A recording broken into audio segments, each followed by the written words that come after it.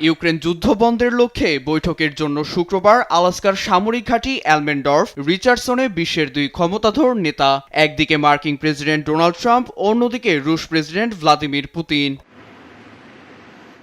মার্কিন প্রেসিডেন্টকে বহনকারী উড়োজাহাজ এয়ারফোর্স ওয়ানে আলাস্কায় পৌঁছান ট্রাম্প। এর আধ ঘন্টা পর সেখানে অবতরণ করেন পুতিনকে বহনকারী বিমান। মুখোমুখি হতেই ট্রাম্পকে প্রতিবেশী বলে সম্বোধন করেন পুতিন। লাল গালিচায় করমর্দন, সৌজন্য সাক্ষাৎ শেষে ছবি তোলেন দুই নেতা। এ সময় তাদের সম্মান জানিয়ে উড়ে যায় F-22 যুদ্ধবিমান। সে সময় রাশিয়া ইউক্রেনে যুদ্ধ বন্ধ করবে কিনা গণমাধ্যম কর্মীদের এমন প্রশ্ন এড়িয়ে যান পুতিন। এরপর দ্য বিস্টে পুতিনকে সঙ্গে নিয়ে বৈঠকের ভেন্যুতে পৌঁছান ট্রাম্প। দুই নেতার ক্লোজ ডোর বৈঠকটি চলে প্রায় 3 ঘন্টা।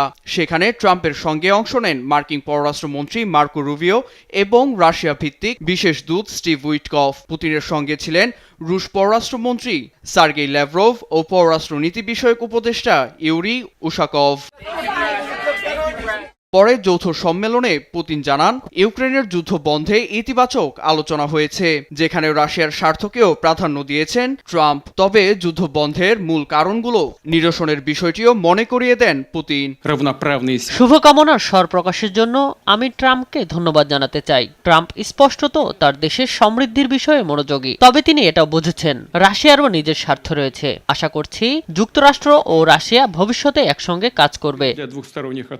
আলাস্কা বৈঠকটি গঠনমূলক ও ফলপ্রসূ হয়েছে বলে ঘোষণা দেন ট্রাম্পও। মার্কিন প্রেসিডেন্ট ডোনাল্ড ট্রাম্প জানান, কোনো চুক্তি না হলেও একটি চুক্তির পথ সুগম হয়েছে।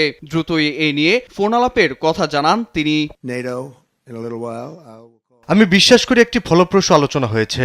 আমরা অনেক বিষয়ে একমত হয়েছি। প্রকৃতপক্ষে কোনো চুক্তি ছাড়া চুক্তি অর্জন করা সম্ভব নয়, তবে ভবিষ্যতে আরো আলোচনার পথ উন্মোচন হয়েছে। আশা করছি যুদ্ধের ময়দানে সেনাদের আর জীবন দিতে হবে না। পুতিনও এটাই চাইছে।